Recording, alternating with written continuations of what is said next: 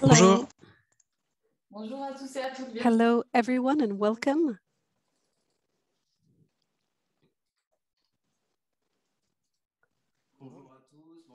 Hello, everyone.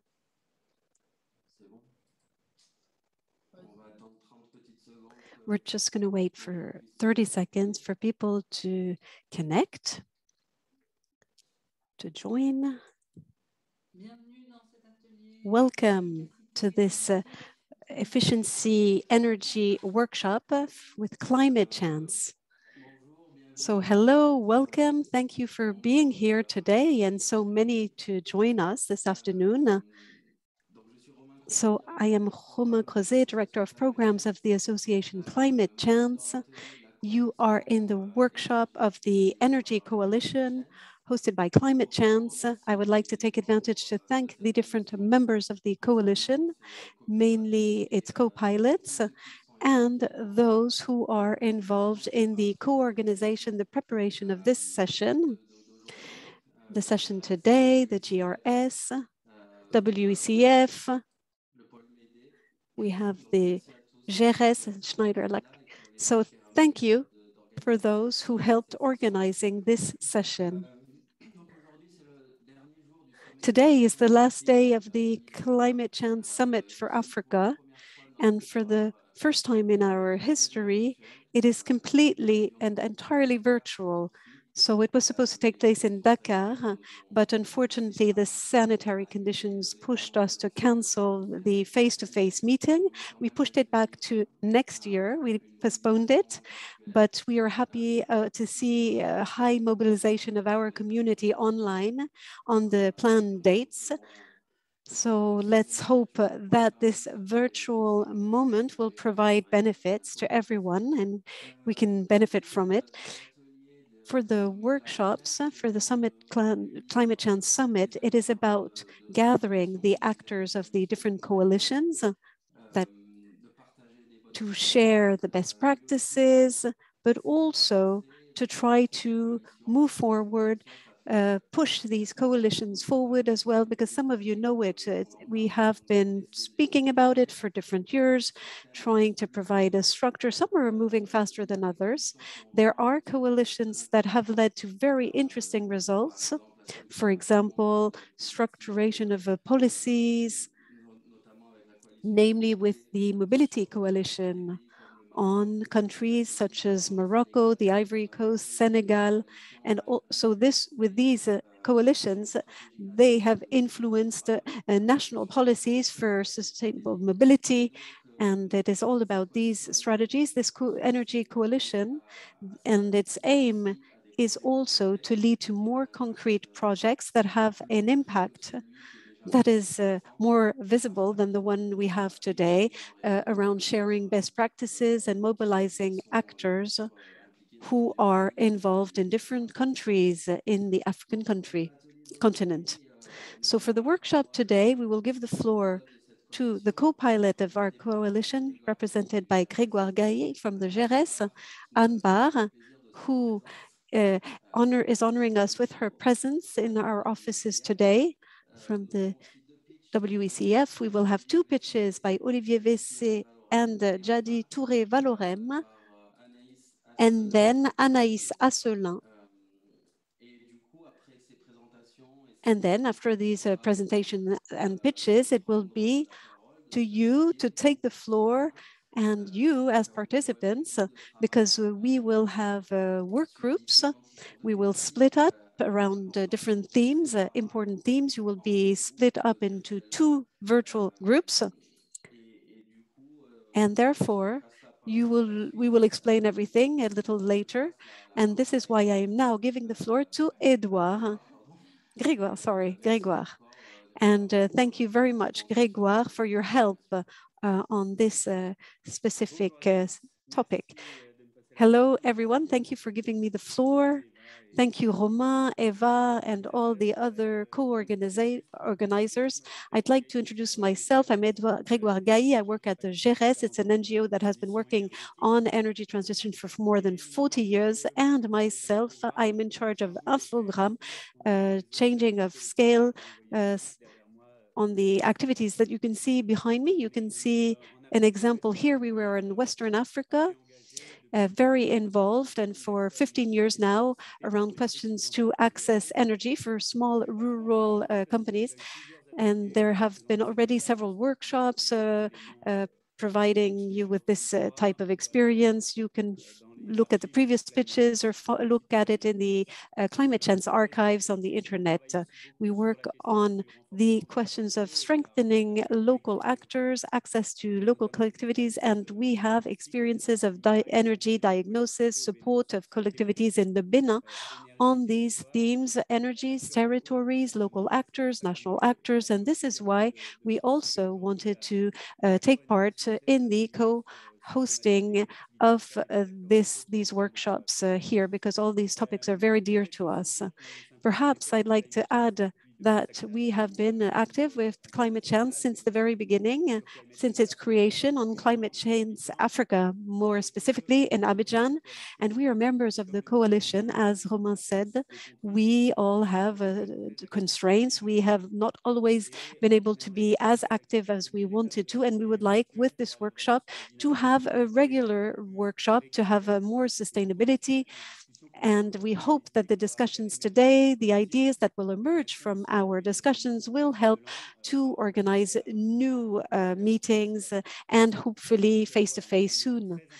We are very interested in the dynamics that climate change is setting, breaking up silos between private sector, civil society, public services, local collectivities. And this is why we are really eager to contribute and to get rid of the obstacles and reconcile the national policies with local initiative. So I will not say any more, because we will discuss this in the workshop, but I'm happy to host one of the workshops, and I would like to thank all the participants who are very numerous today.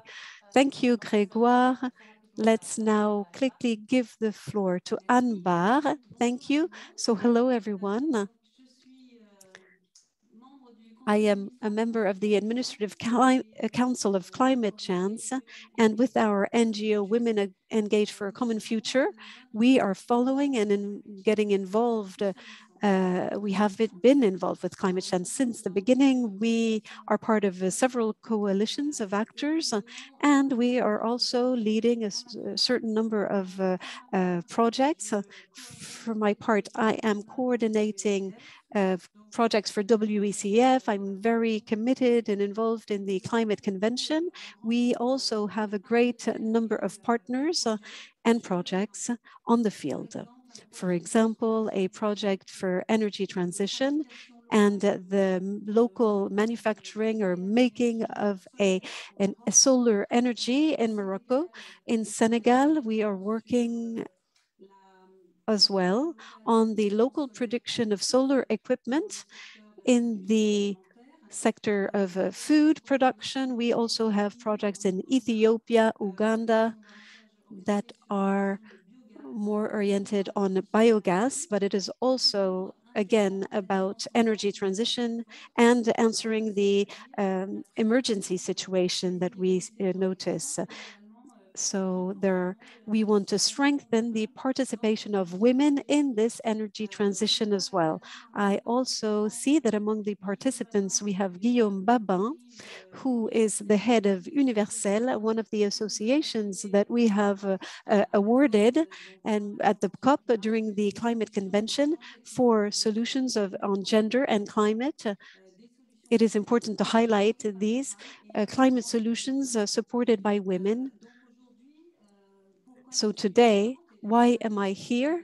I'm delighted to be here in Climate Chance's office in Paris, because we see high potential in this energy transition, and we really want this momentum to lead to concrete projects and the possibility for local actors have an influence on the climate in their countries and the energy use in their countries. And we are happy to see all the projects that are being conducted, and I hope they will lead to many different types of synergies.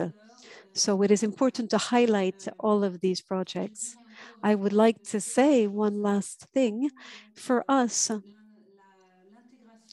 the integration of the gender notion in this energy transition is fundamental, especially because there is a huge potential of entrepreneurship and this transition of feminine entrepreneurship in African countries. Women are also often in charge of finding energy, providing energies for their homes, and there are still huge obstacles in order for this transition to happen. And on the local scale, for us, it is a big challenge, a fundamental one, and one of the levers and help to accelerate this transition. I'm very happy to be able to host this group, to be the host and animator, and it is important to mention the challenges of this collaboration on the local level. Thank you very much. I will now give the floor to Eva. Thank you very much, Anne. And we will take advantage now of a few minutes we have to highlight two projects that stood out for the Climate Change Summit for Africa, two projects which were chosen for their applicability, their feasibility, and we will see. We will now show you the video before giving the floor to these two project leaders.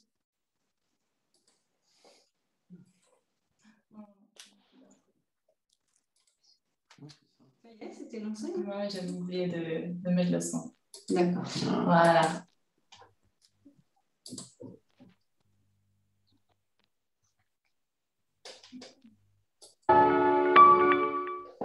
Bonjour à tous, je suis Pierre-Olivier Hello Vessé. everyone, I'm Olivier Vessé. I'm in charge of Cryosolar's development, autonomous solar device. What is Cryosolar? During the day, the sun shines. The video stopped, the interpreter apologizes, no more sound.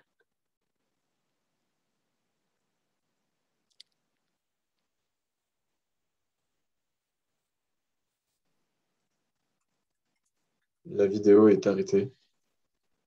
The video has stopped, unfortunately.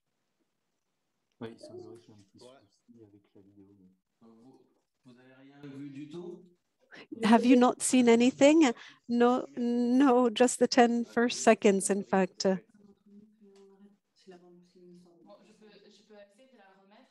I will try to launch it again, says Eva, otherwise we'll carry on.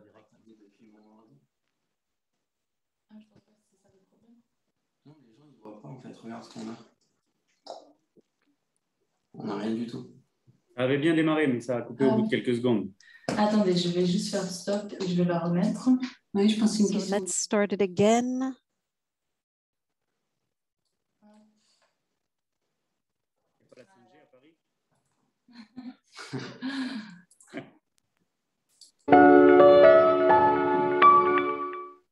Bonjour à tous. Hello everyone, I'm Pierre-Olivier Vessé, project leader for Cryosolar in charge of the development.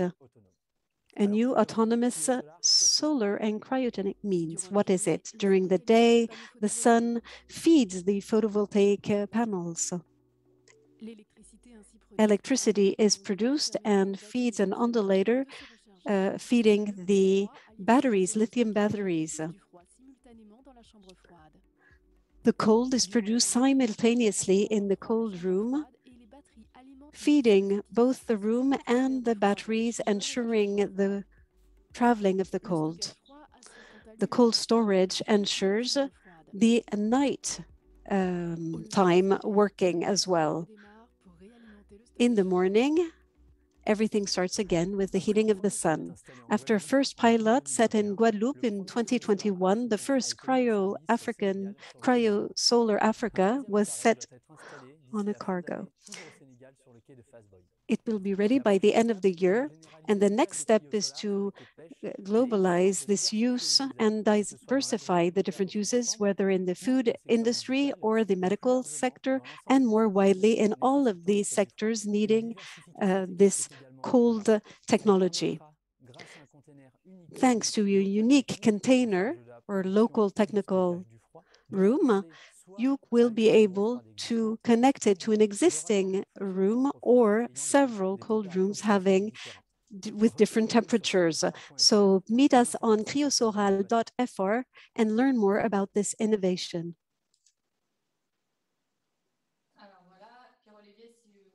So Pierre-Olivier, perhaps you want to take the floor now. Maybe I will try to share my screen with you. So first of all, thank you very much. Thanks Climate Chance and specifically to Eva, who really produced tremendous work to help us highlight our project, this technology, this new technology, Criosoral, that we are very proud of. And as it is explained in the video, we have a first machine that has been working since July in Senegal. And now to center the debate on on the why of our presence here today, and to know about the governance and how the project was possible to develop locally, and what were the levers of contracts and basis of the project to set the context. Criosolar, as presented on screen, you will see roughly, it took place in several steps. There was a regulatory phase, of course, with the Ministry of Fisheries and Fishing Industry. We signed a convention of partnership with. They already had in place a contract with communities. So in our case, the Mbour community and Fasboy community, these communities then had other contracts with fisheries, subcontracts, and it is with the deployment of the operations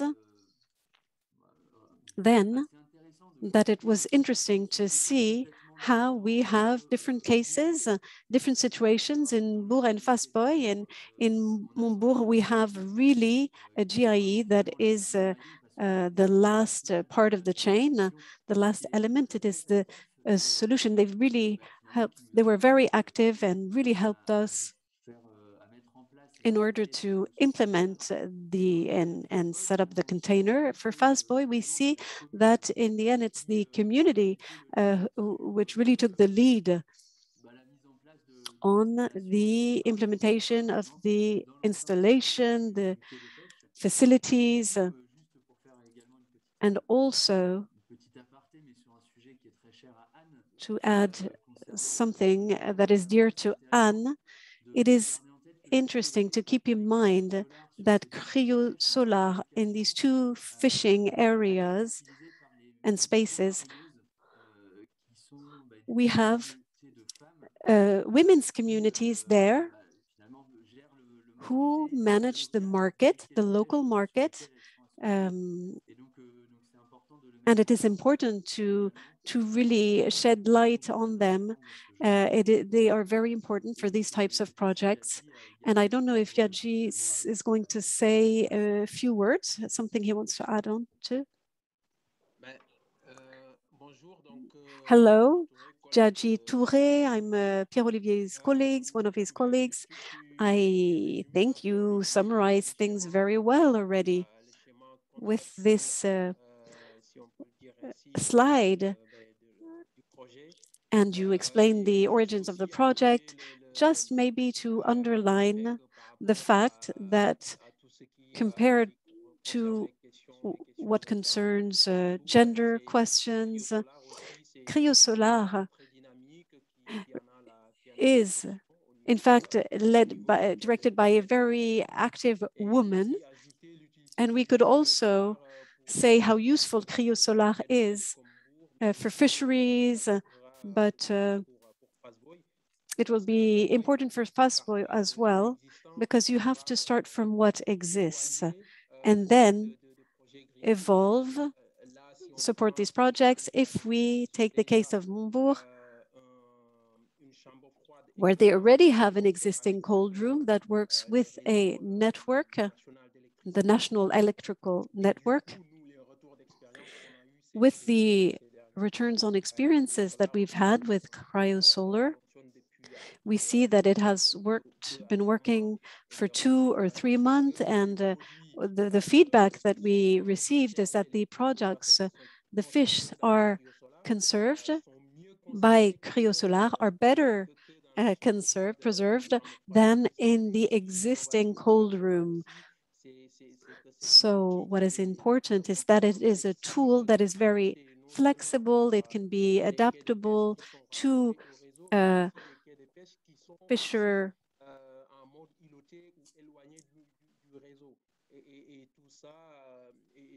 fishing wharfs, for example, or fishing docks that are far away from the cold room. So the cold room could be there. It will work in a very autonomous way without having any recourse to electrochemical batteries or electrical power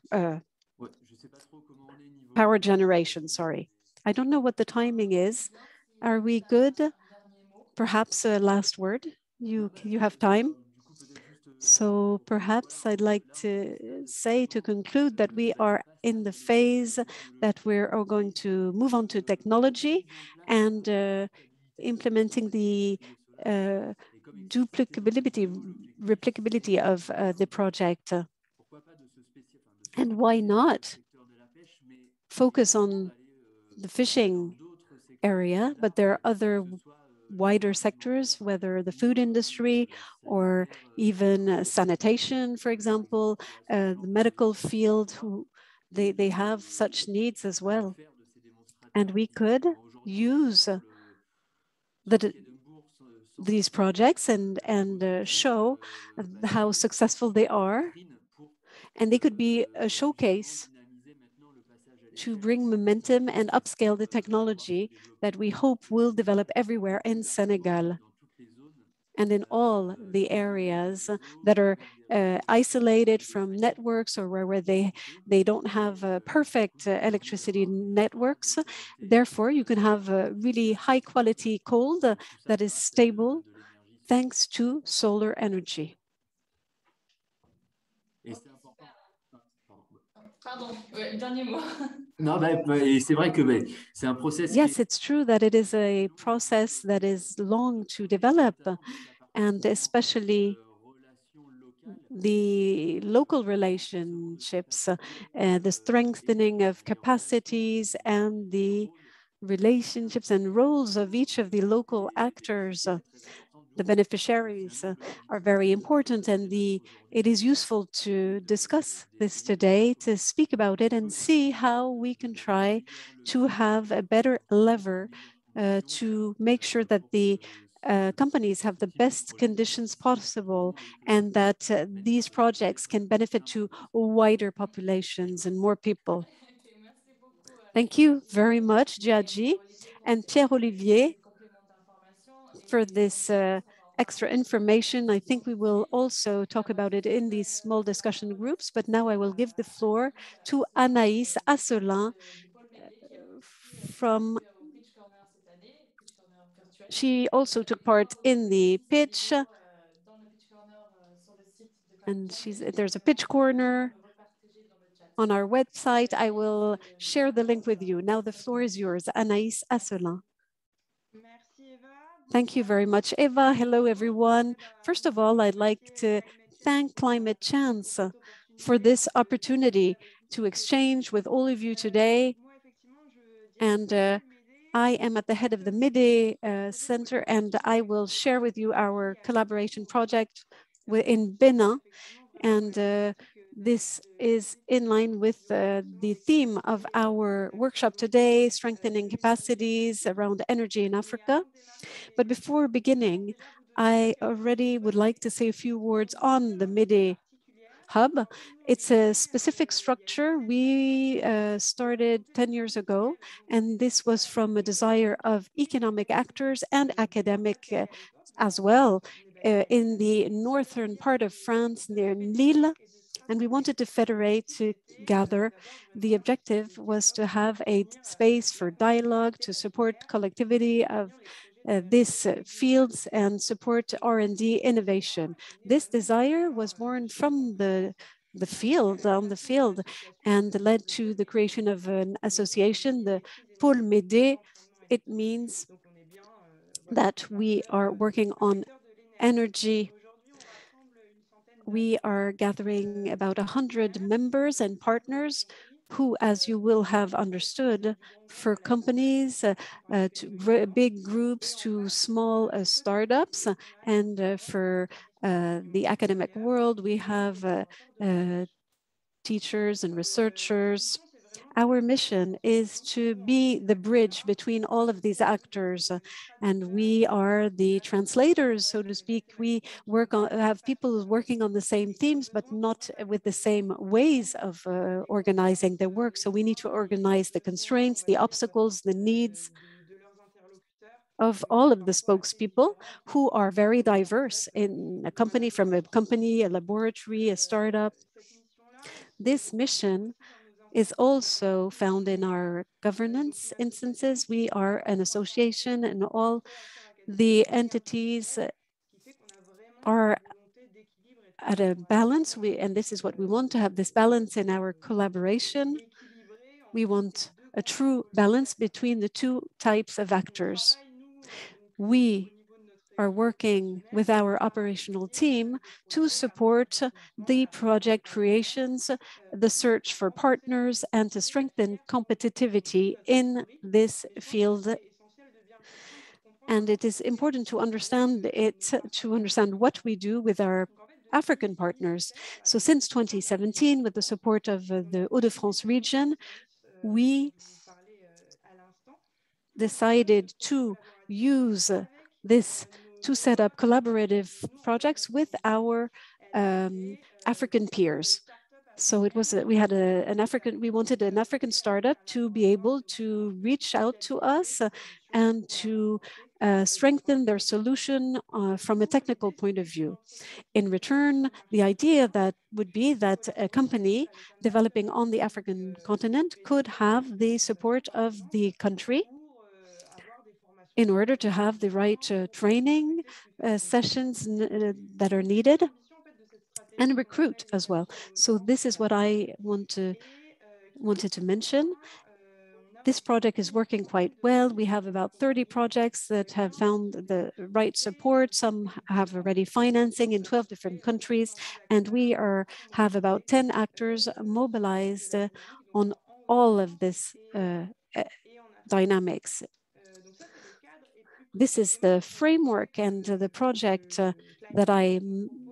that Climate Chance asked me to go into more details. It's the one in Benin. There was a first exploratory mission in 2018 on the field, and during which we went to meet academic actors and local companies, and they shared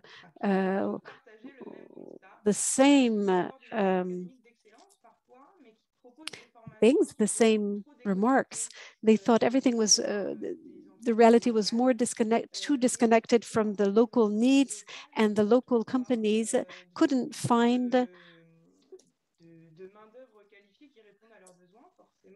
the right task force for the work they needed, or the labor that they needed. So they had to find people in Europe sometimes, which is, so these are the people from Benin who told us that,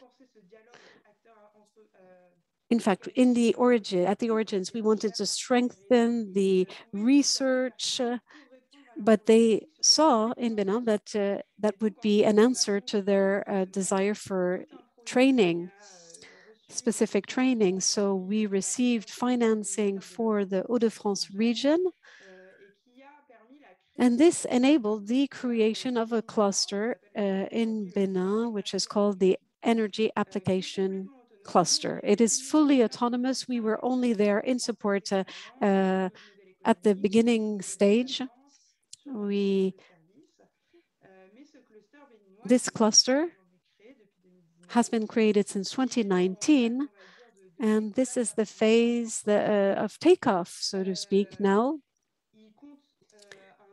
And we have a number of members that is quite satisfactory, about 30 local actors. So on the scale of the country, it is very satisfying. This was the first phase of the project. The second phase enabled to welcome the founder members of this cluster in Benin.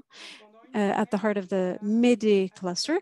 We supported them with our members to visit companies, visit laboratories, visit schools, to really fully engage in the next phase and have a sustainable model to work together. This project, when we created the cluster, was just the first brick for a project that is much more ambitious.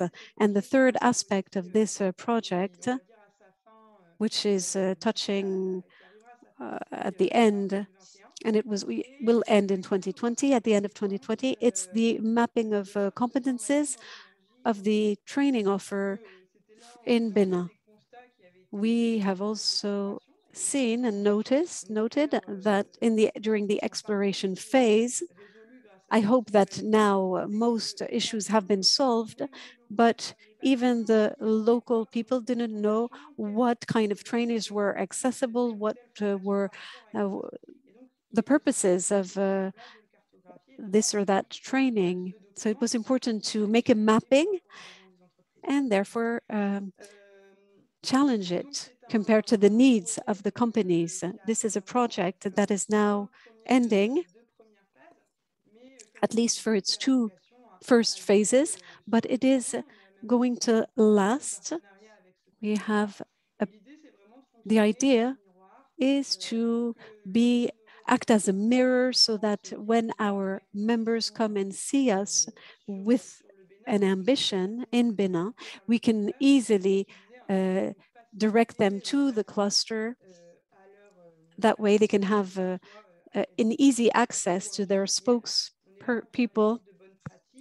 We are here to help in the exchange of best practices, the help to access financing as well, and also give access to our technological platforms in the Hauts-de-France in France. We also talked about how we can multiply these, if we can duplicate these projects. This is something that we had in mind. And for those who are interested in these types of approaches, we have a similar project with Guinea. So it is less mature. The two countries have very different ecosystems. But if some of you are interested, there's a video that was made on this project, and it's the video number 29. And it is based on the transfer of competences and skills and on engineers in electricity. So this could also be interesting to you. I don't know where I'm at in terms of timing. You can just say a few words to close if you like, but thank you very much for the information. And I'd like to invite all of the participants to go take a look at these videos. I will send you the link once again in the chat. And now we will move on to a more interactive part. We will move on to the discussion groups. I will explain how we are going to do things. I will let you choose the group that you want to join. You just have to click on join. And if you can't find your group, you just need to click on the symbol. You have a little icon with 4 squares and it says join groups or divide into groups, and then you can join the group you like. The first 2 groups are French speaking. The first group is going to call group 1.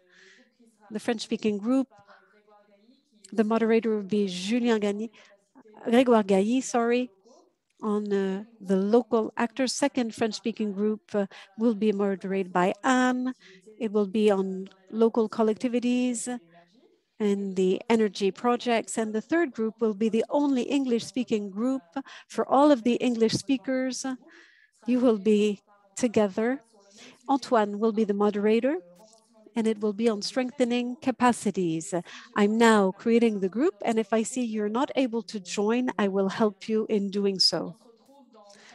Let's meet in 30 or 40 minutes for the restitution.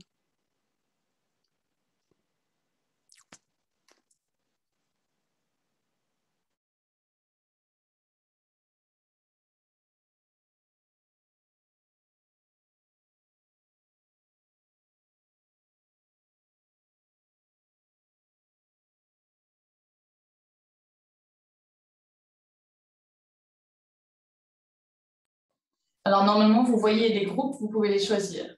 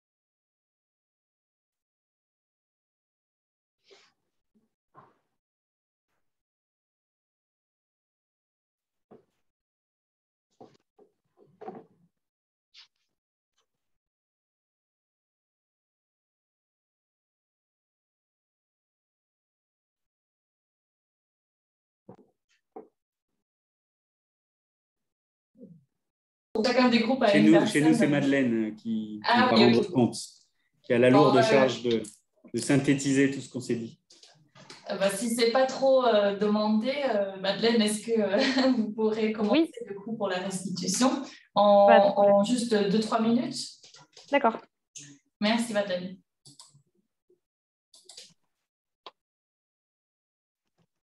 Je vous donne la parole. Tout de suite, très bien. Je pensais que... Oui, pardon.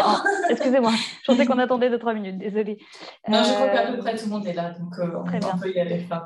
Très bien, très bien. Donc, notre groupe a travaillé sur la question du renforcement des capacités des acteurs locaux. Donc, ce qu'on a comme constat, c'est que quand on parle d'acteurs locaux, on parle bien d'une diversité très, très large d'acteurs, autant donc les administrations locales que les acteurs publics déconcentrés, mais aussi les acteurs publics nationaux. Il ne faut pas oublier donc, tout ce qui va être la société un peu privée, donc les consommateurs, autant les ménages que des bâtiments communautaires, les entreprises aussi qui sont implantées localement, et les micro-entrepreneurs, enfin, tout le vivier économique, la société civile, on l'a dit, les OSC, les groupements de femmes, etc., les jeunes, et également tout le micro-organisme de nouveau du secteur privé qui vont intervenir dans la production et l'exploitation de l'électricité, donc les gérants de services électriques, les gestionnaires de bâtiments, des gestionnaires de mini-centrales et comment est-ce qu'ils interagissent avec les gestionnaires de réseaux nationaux, mais également les fournisseurs de matériel, alors tant des fournisseurs locaux que des fournisseurs internationaux. Donc voilà, quand on parle d'acteurs locaux dans le secteur de l'électrification rurale, on parle bien de cette très très grande diversité d'acteurs différents. Donc c'était bien d'avoir en tête bien de quoi on parle. Et donc, on voit tout de suite que le principal problème qui va se poser, ça va être de les articuler, de les faire travailler ensemble. Donc, autant, par exemple, d'articuler les mandats de représentants de l'État, alors les mandats d'acteurs locaux, enfin, d'élus locaux et acteurs communautaires et les mandats des agences nationales. On a relevé des difficultés à impliquer les collectivités territoriales dans ces questions d'énergie qui sont très vastes par manque parfois de compétences techniques, de ressources humaines et donc des difficultés pour les communes aussi de savoir vers qui se tourner lorsque les compétences leur manquent. De nouveau, hein, ces difficultés, elles naissent du fait que la complexité technique, elle est très grande au niveau des projets d'électrification rurale. Les difficultés aussi pour le secteur privé, c'est bien de pouvoir développer des capacités de production, par exemple énergétique, au niveau local. On observe dans ce petit vivier de secteur privé la concurrence des fournisseurs étrangers, par exemple, avec des productions locales, que ce soit pour la fourniture de matériel ou pour les exploitations de mini-centrales ou d'installations. Et on voit aussi des difficultés d'accès à la formation d'autres acteurs économiques, voilà, pour monter des micro-entreprises, etc. Une fois qu'on a dit ça, la question serait quels sont les besoins du coup, de renforcement des capacités face à toutes ces difficultés.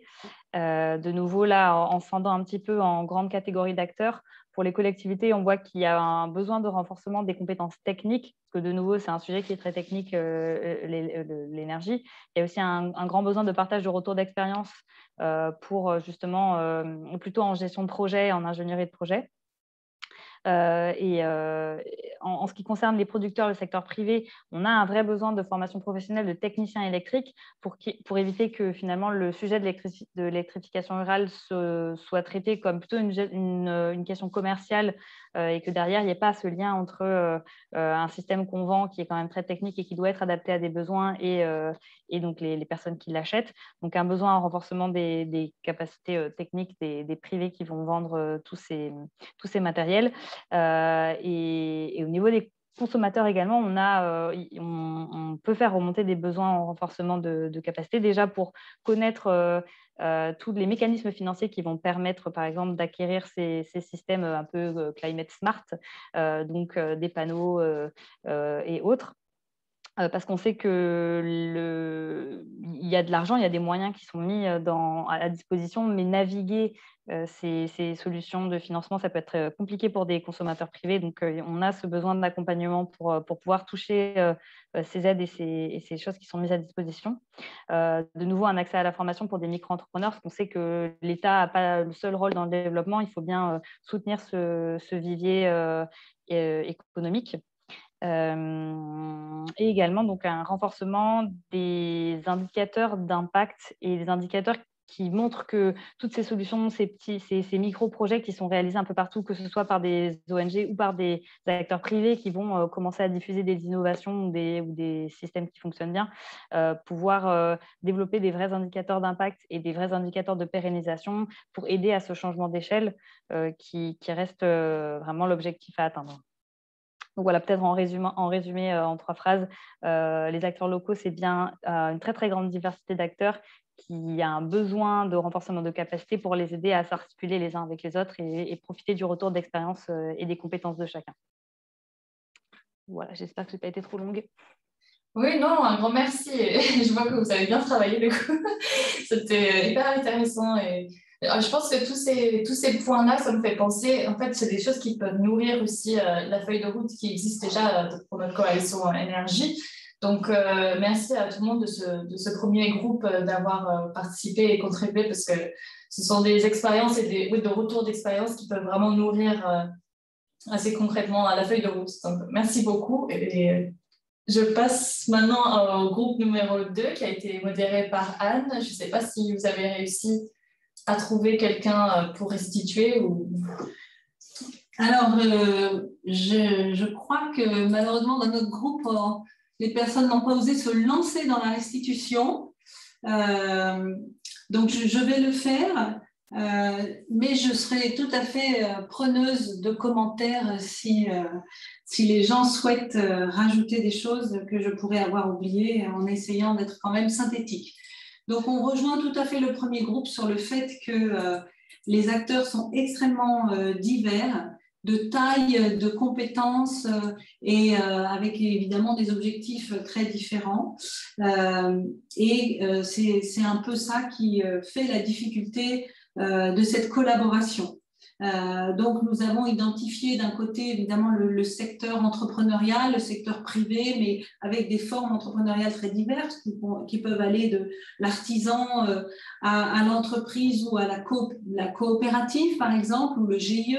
Il y a également tout un tas de plateformes et de réseaux entrepreneuriaux qui existent. Ensuite, il y a les communautés, les populations locales qui quelquefois peuvent être regroupées de manière informelle, les organisations, associations qui, elles, sont formalisées, et puis les médias également qui peuvent jouer un rôle très important à l'échelle locale. Et enfin, les institutions académiques, les écoles ou lycées ou les organismes de formation professionnelle ou les universités qui peuvent jouer un rôle important dans la transition énergétique. Et bien sûr, tous les acteurs de l'État, les services de coopération décentralisés ou encore les mairies, les régions. Et donc là, la remarque aussi que ce qu'on appelle les collectivités locales ou territoriales peuvent être de taille très, très différentes et avec des compétences différentes. Et donc, c'est difficile quelquefois de les mettre dans le même groupe parce que finalement, elles vont avoir des besoins différents et font face à des enjeux différents. Donc, ces enjeux, eh bien, ils sont d'une part de la reconnaissance des actions des acteurs locaux et de la compréhension par les collectivités territoriales des projets qui sont menés, même quelquefois simplement la connaissance. Il se peut que les collectivités territoriales n'aient pas connaissance d'actions qui sont menées soit par des acteurs associatifs, soit des acteurs entrepreneuriaux. Ensuite, il peut y avoir un manque de ressources, soit financières, soit de ressources humaines, quelquefois aussi un manque de formation et de compétences pour comprendre les enjeux ou comprendre les solutions à apporter. What are the solutions to be found? Some approaches can be slowed down by this. And then there's a question of ownership, some technologies that are offered or implemented, and another issue, which is the governance of projects with a lack of participation. Now, regarding needs and solutions that we have identified, transfer of competence from national to a territorial scale, financial resources and sources, political or policies, having a clear policy, more focused on energy transition.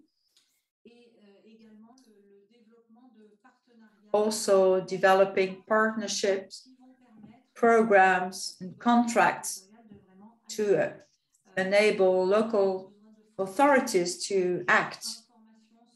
Information, awareness. When we talk about raising awareness, we're talking about consulting stakeholders, consulting populations to involve them in energy transition and making sure that there is a real understanding of what is at stake.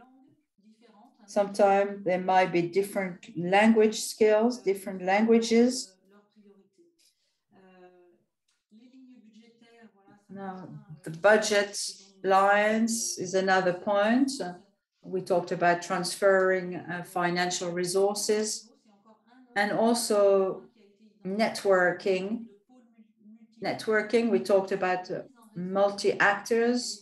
This networking is important for collaboration and can really facilitate and help release some hindrances or lift up some hindrances.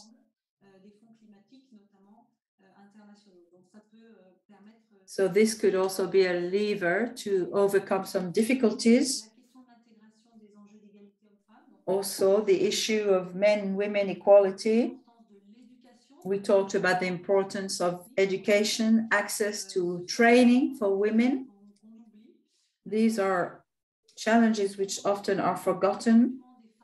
Recruiting women for technical positions, the role of women in decision-making, political decision-making, promoting promoting active political involvement, mobilizing media around a change of mindset to mainly accept the increase of women's involvement. Again, the issue of finances, developing dedicated financial schemes, enabling companies to access financial means in order to invest in projects. There are often hindrances also in that field. For example, local actors could be further encouraged to invest in energy transition by also mobilizing women participants. If anyone else from my group would like to add something, if we have time.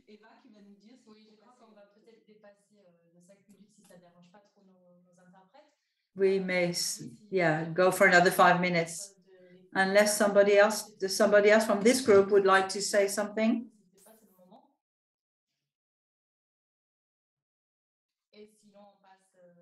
If not, we will move to group 3. Okay, I'd like to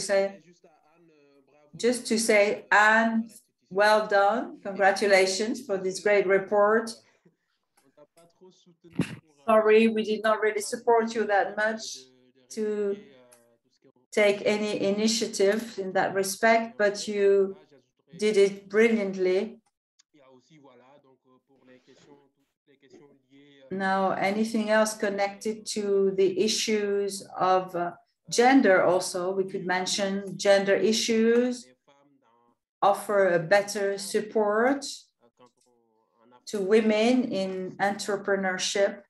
For example, in Senegal, the women are really the entrepreneurs. They really go for it. In any village you may go, you will find a woman who has her own business. So we should really support them even better. They have lots of ideas. We should really be there to help them, support them, bring structure so that they can access existing funding, whether with banks or other development agencies, so that they could access these funds and get better structured in their projects. Thank you.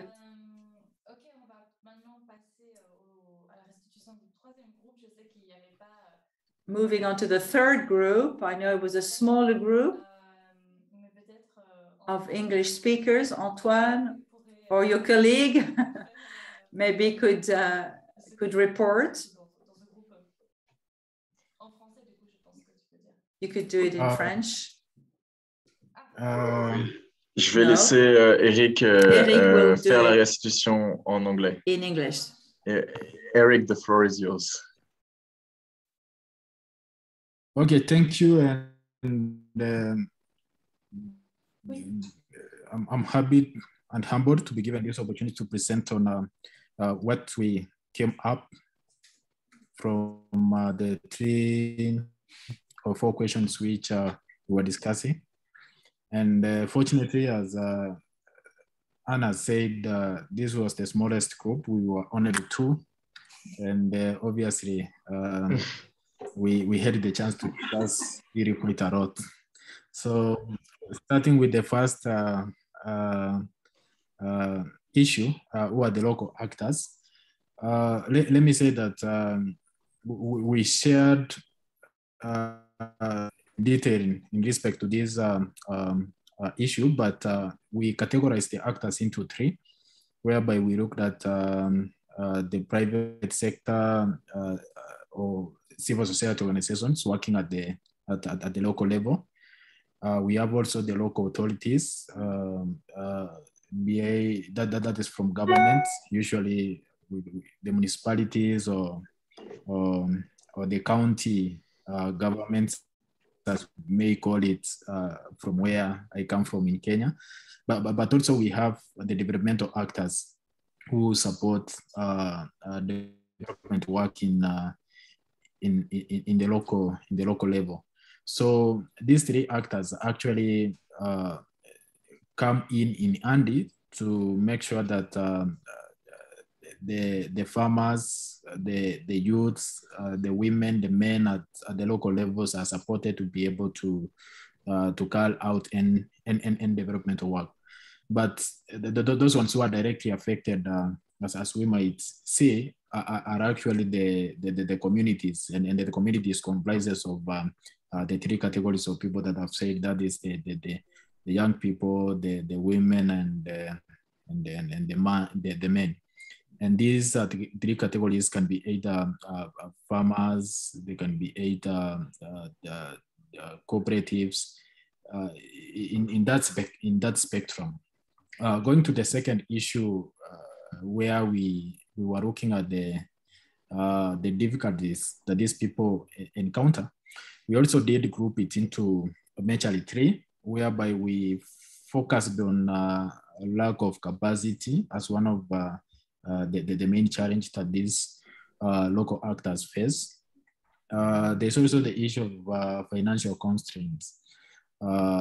You know, usually you might be having good ideas on how to go about a certain project, but if you don't have the financial muscles, then it becomes difficult even for one to be able to visualize the work which is supposed to be done. And this one actually can be contributed by quite a number of issues, ranging from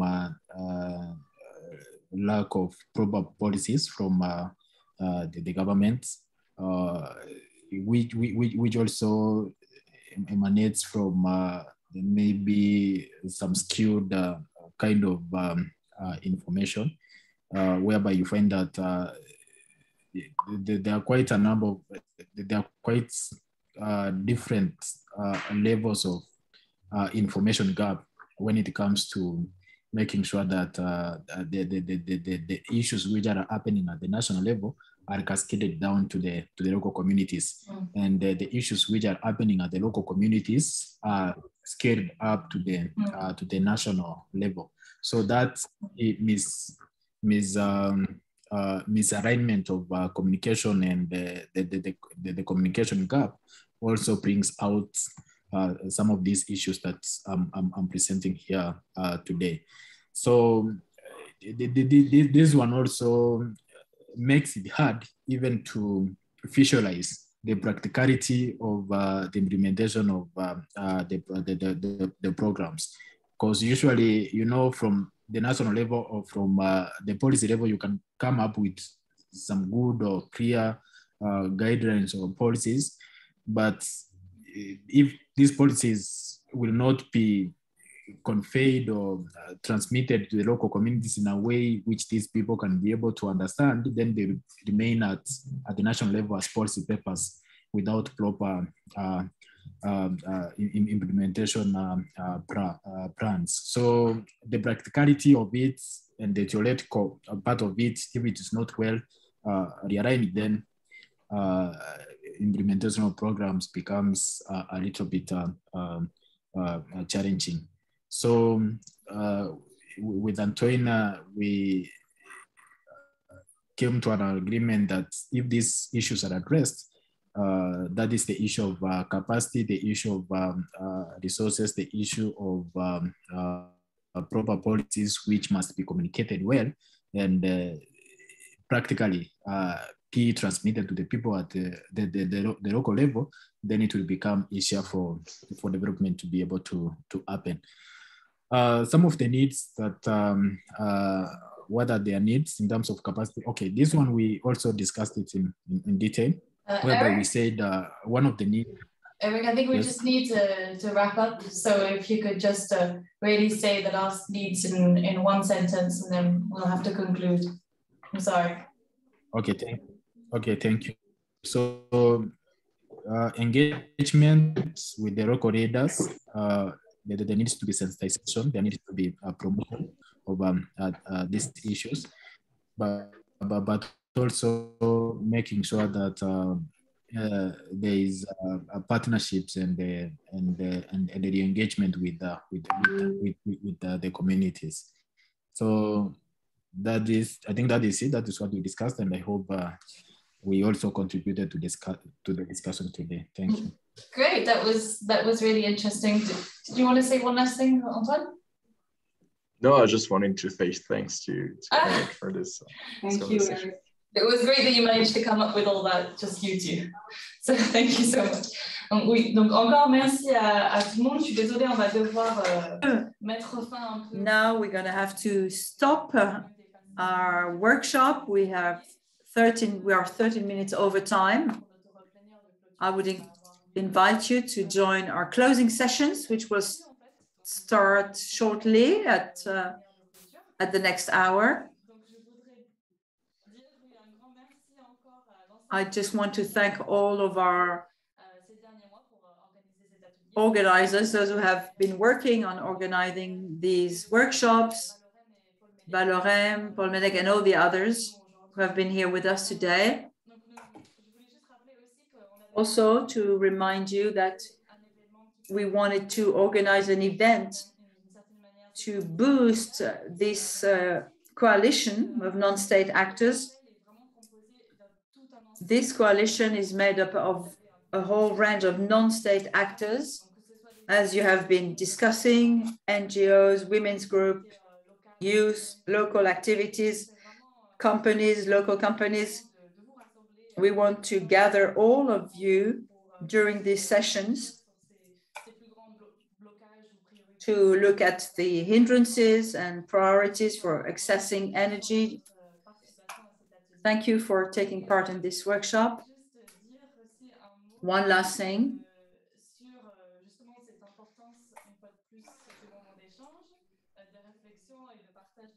Just to say how important it is to have these discussions.